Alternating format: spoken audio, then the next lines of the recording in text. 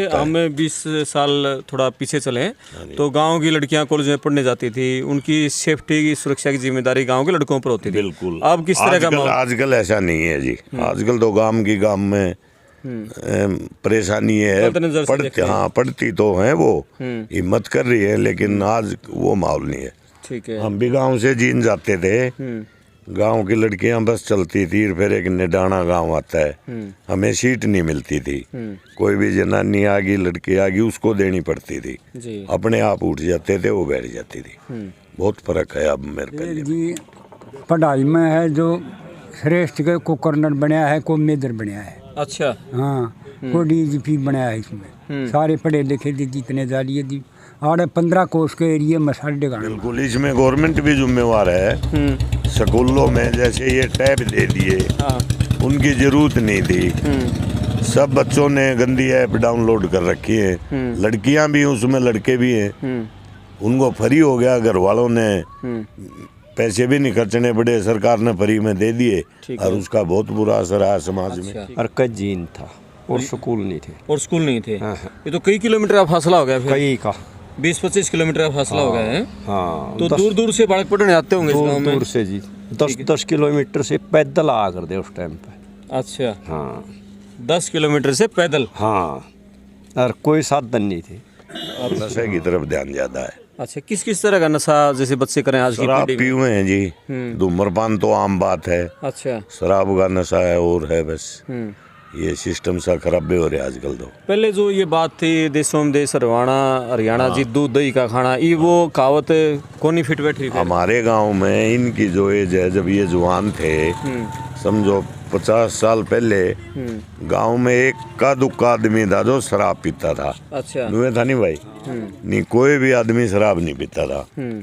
हमारे गांव में 40 साल तो काशीराम थे सरपंच, सर्व समिति से रहे हैं वो। भाईचारा बहुत बढ़िया था।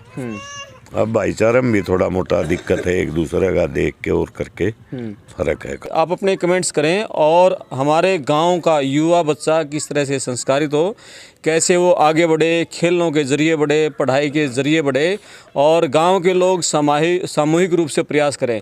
गांव के बच्चों के लिए चुनौतियां ज़्यादा होती हैं। गांव से शहर में पढ़ने जाना होता है, उसका 1.5-2 घंटा जाने में खर्च, 1.5-2 घंटा आने में खर्च, 3 घंटे उसके इसी में व्यर्थ हो जाते हैं। शहर का बच्चा है, उसका 5-10 मिनट घर से स्कूल आने जाने में, स्टेडियम तक लगती हैं। तो ये चुनौतियां हैं। इन चुनौतियों के बाद हमारे गांव के बहुत सारे बच्चे अच्छा प्रदर्शन कर रहे हैं। जींद जिले के गांव डिगाना में हूँ, और बड़ा ऐतिहासिक गांव है। इस गांव की बहुत सारी खासियतें रही हैं, और पढ़ाई लिखाई में ये गांव बहुत आगे रहा है। जब देश आज़ाद हुआ उस समय जींद ज़िले में 3 हाई स्कूल थे। एक जींद में था, एक यहाँ पर डिगाना गांव में था, और ये बताया काड़वा में था। आसपास 3 गांव थे, शायद उचाना नरवाना कोई हो, लेकिन उस समय भी यहाँ 3 गांव। और जेल सुप्रिटेंडेंट डीजीपी यहीं से 10वीं की महेंद्र सिंह मलिक, जो हरियाणा डीजीपी रहे चौटाला सरकार में। और पहलवानों का भी बड़ा फेमस गांव रहा है। यहाँ कबड्डी के, कुश्ती के बड़े खिलाड़ी इस गांव से निकले हैं। वाली के भी गांव के बुजुर्ग हैं। इस गांव का इतिहास जानेंगे, इस गांव की खासियत जानेंगे, नई पीढ़ी कैसे खेलों से दूर हुई, अब इस गांव में शिक्षा का लेवल क्या है, गांव को और आगे जाने के लिए किन चीज़ों की ज़रूरत है, इस बारे में बात करेंगे। आप अपने कमेंट्स लिखें, आपके गांव की भी कोई खासियत है, कोई हिस्टोरिकल चीज़ है जिसको हम वीडियो के रूप में ले सकें, तो कमेंट्स में अपना नंबर लिखें, हम आपसे ज़रूर मिलने की कोशिश करेंगे। मैं बात करता हूँ जी। बाबा नमस्कार। नमस्कार। बताओ, नाम बताओ, थोड़ा तेज़ बोलो। राममेर जी हैं। कितनी उम्र होगी? मेरी 80 साल का लोग लागी। 80 साल का है। बताओ, डिगाना गांव की कुछ अच्छी बातें बताओ, खासियत। खास जो से कुश्तियाँ मार दिया डिगाना। ठीक है। कबड्डी में पहला प्लेयर हो लिया। हरियाणा पंजाब कट्ठे दे जब थी। ठीक है। जब भी क्या नाम था प्लेयर का? प्लेयर का नाम था जी रामकुमार। रामकुमार। गुजर लिए हैं बे? हाँ, हैं गुजर लिए जी। अच्छा, मतलब नामी खिलाड़ी हो लिए कबड्डी के? खिलाड़ी हो लिए जी। ठीक है। हाँ। और वाली में थे जी बलबीर सरसा खेड़ी का। अच्छा। वो भी नामी खिलाड़ी हो लिए। ठीक है। हाँ। एक जी पढ़ाई में है जो श्रेष्ठ के को कर्नल बनाया है, को मेजर बनाया है। अच्छा। हाँ, को डीजीपी बनाया है। इसमें सारे पढ़े लिखे थे जितने जालिए थी, और 15 कोस के एरिया में सारे गाने में आ गए। अच्छा। हाँ, मतलब 15 मील का जोरम है, जितना एरिया था ना। हाँ। सारा लिया। पंजाब जी पंचायत थी जो हमारी पहले नंबर थी, अच्छा 20 वर्ष में बोली जो सुन। आपकी पंचायत पहले नंबर है? पहले नंबर के कारण उसका? उसका जी समझाना मेरे कानून का पास करना, मैं इसके लिए स्कूल गई थी। ओके हाँ ठीक है। स्कूल में भी जी, और उसको कानून में भी जो मतलब भाईचारा का होता था, को पुलिस में जाने की जरूरत नहीं थी। अच्छा पुलिस में नहीं जाया कर? वो सरपंच आपे ही कर दिया था जी, ये तो बहुत काशी सरपंच हुआ करता जी। काशी सरपंच? हाँ 5 योजना राज भू करके जी, 5 योजना? 5 योजना सर, गजब। सर्व समिति है। सर्व समिति ये हरियाणा बनने के बाद की बातें हैं? हाँ जी, हरियाणा नहीं, हरियाणा पंजाब इकट्ठे थे जब भी। अच्छा जब का है जी, जब से आजाद हुआ था जब से। कितने साल पुराना है ये गांव? ये हाँ कब बचा होगा? ये तो जी देख इतने तो मैंने बेरानी जी होगा 150 से 200 साल तो पुराना। अच्छा ज़्यादा भी पाओ, चलो 400-500 साल। 400-500 साल। और ठीक है, और बात करूंगा मैं आपसे। आप बताओ बाबा, नाम बता दो क्या है? रघुवीर सिंह। रघुवीर जी, आप कितने पढ़े लिखे हो? मैं तो अनपढ़ हूँ। ठीक है। वैसे फौज की नौकरी कर रहा 24 साल। 24 साल फौज में सीखा है मैंने, जो सीखा है। ओके कब भर्ती हो गए थे? 6 जनवरी 1966। 1966 को? हाँ। यानी कि हरियाणा बनने से पहले आप फौज में भर्ती हो? हाँ जी। ठीक है, तो 1 नवंबर 1966 को हरियाणा बना था। हाँ पहले भर्ती। तो उस समय बिना पढ़े लिखे भी फौज में भर्ती हो जाया कर दे? होया कर दे जी। अच्छा सब तो नू बतावा है कि घर तय बुला के ले जा रहे दिक्कत है ना, हमारा टाइम पे नहीं था, वो पहले हो लिया। अच्छा जैसे सेकंड वर्ल्ड वार था ना, सब ले गए घर से बुला के। ठीक है। हाँ फिर नहीं ले गए। तो उस टाइम था भर्ती में जा कर। उस टाइम था फौज में भर्ती होने का जुनून? हाँ था। पेंशन कितनी की हो रही है मेरी हो रही 35-36 हज़ार। 35-37। तो फौज में जाने के बाद फिर वहाँ पढ़ाई लिखाई करवाई अक्षर ज्ञान? हाँ जी है वहाँ कराई। क्या लग की डिग्री है आपके पास? 10वीं की शरण? 10वीं लग की है। 10वीं की शरण? हाँ। ठीक है।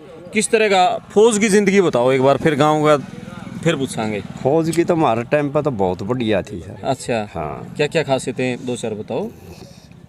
लड़ाई, आपने कोई लड़ाई में भाग लिया? लड़ाई में लिया जी, 71 वाले में लिया। हाँ। हम इस साइड में थे। कौन सी साइड? पश्चिम साइड में, दोनों जगह थी लड़ाई। अच्छा। हाँ 71 की लड़ी। हाँ। फिर इसकी सिक्कम न्यारा था 1974 में। हमने कैप्चर कराया था उसको ऊपर, सिक्कम का राज्य का राज खत्म कराया था। अच्छा। हाँ फिर ब्लू स्टार होया अमृतसर में, ऑपरेशन ब्लू स्टार 1984। हाँ उसमें भी था। फिर जी 87-88 लंका में था मैं।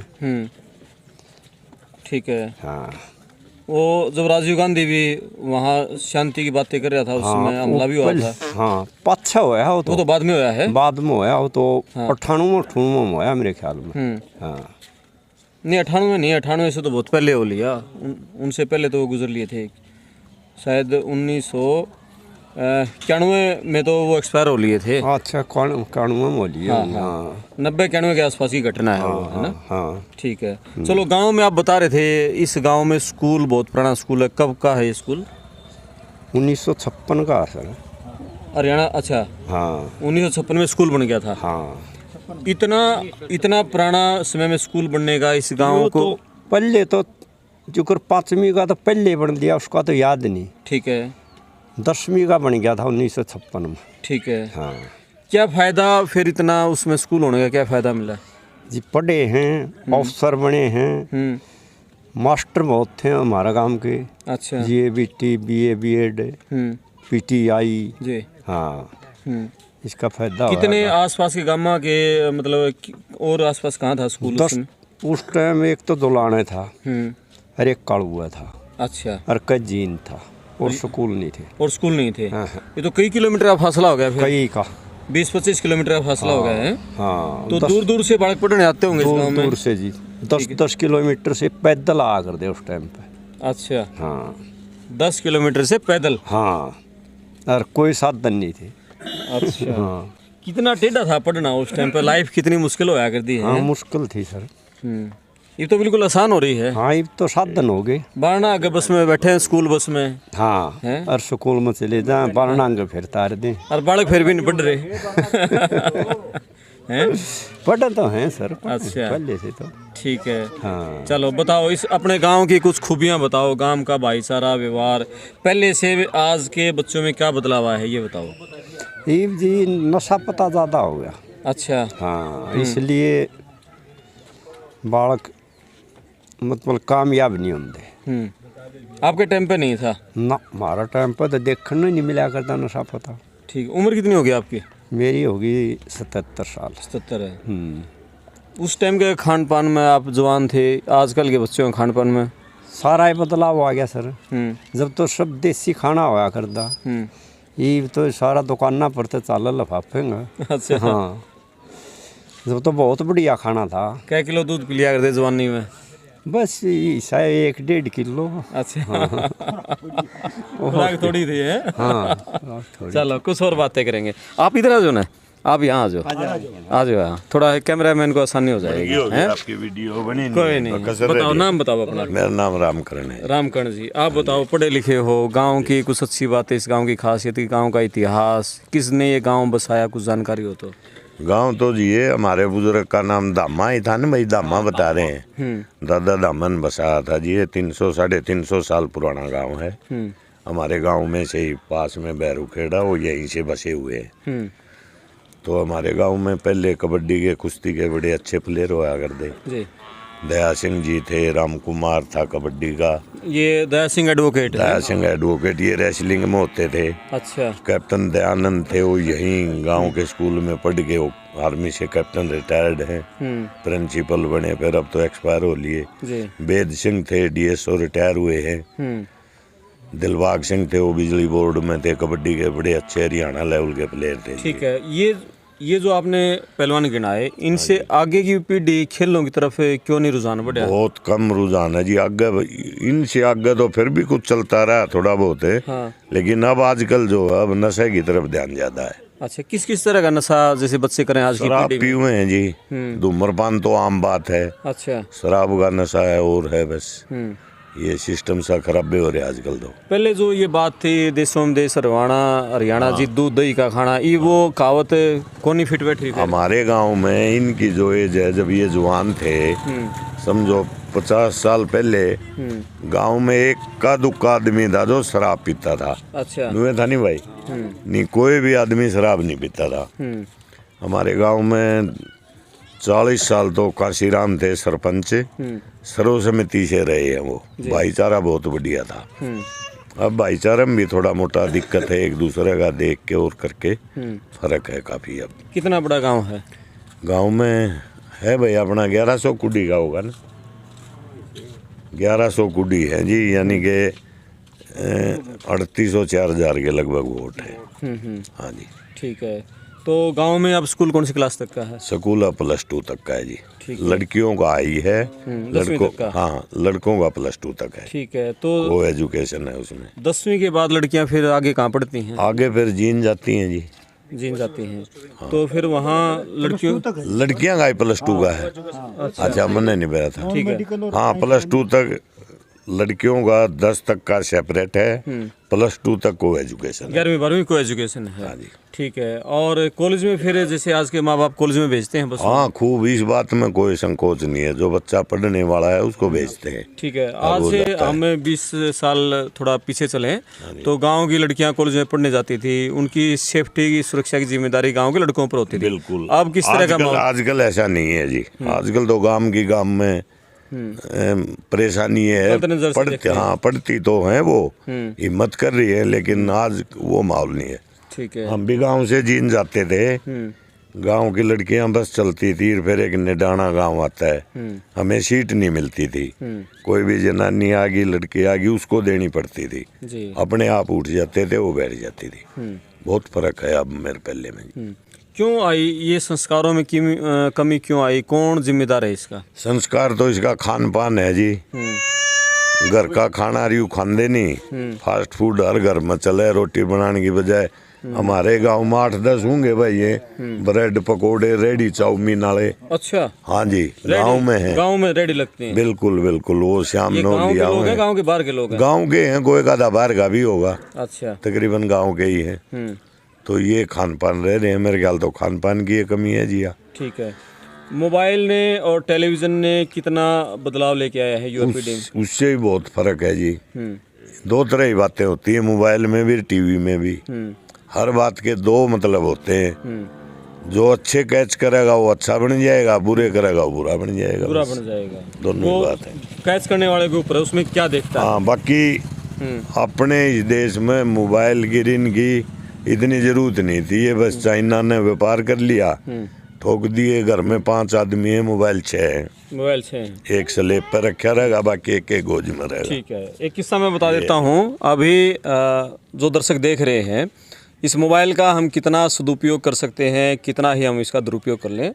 सदुपयोग करना, छात्र हर एक जो स्टूडेंट है अब आज उसकी पढ़ाई मोबाइल के बगैर नहीं चल सकती।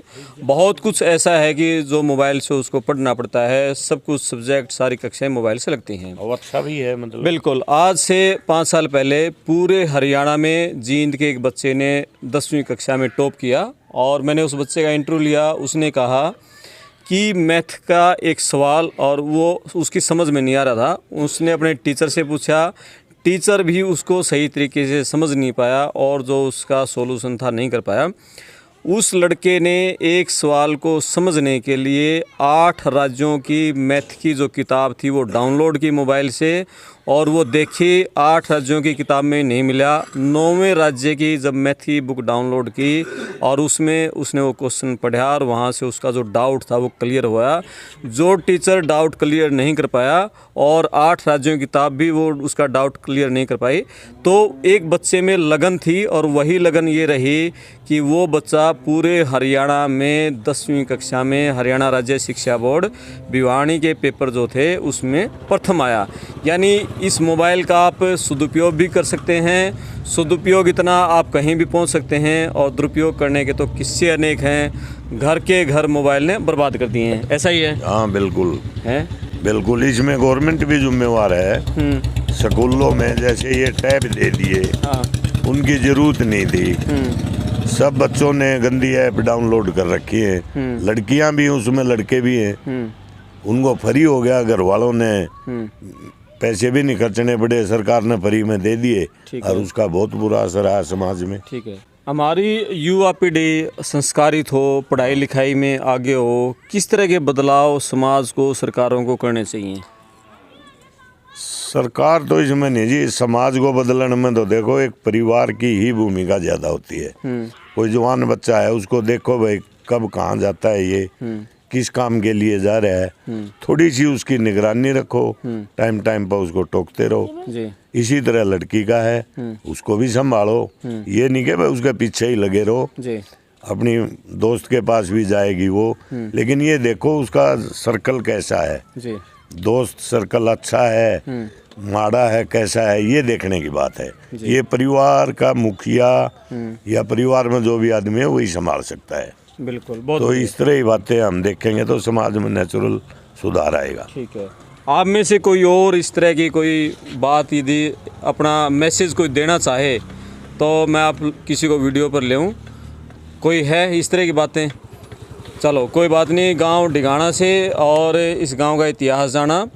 आज की युवा पीढ़ी इन्होंने कहा कि नशे की गिरफ्त में ज़्यादा है, इस कारण वो पढ़ाई में भी इतना आगे कुछ नहीं कर पा रही और खेलों में तो एक समय जिस गांव का नाम होता था आज यहाँ कोई बड़ा खिलाड़ी नहीं है, अभी जीरो ही माने।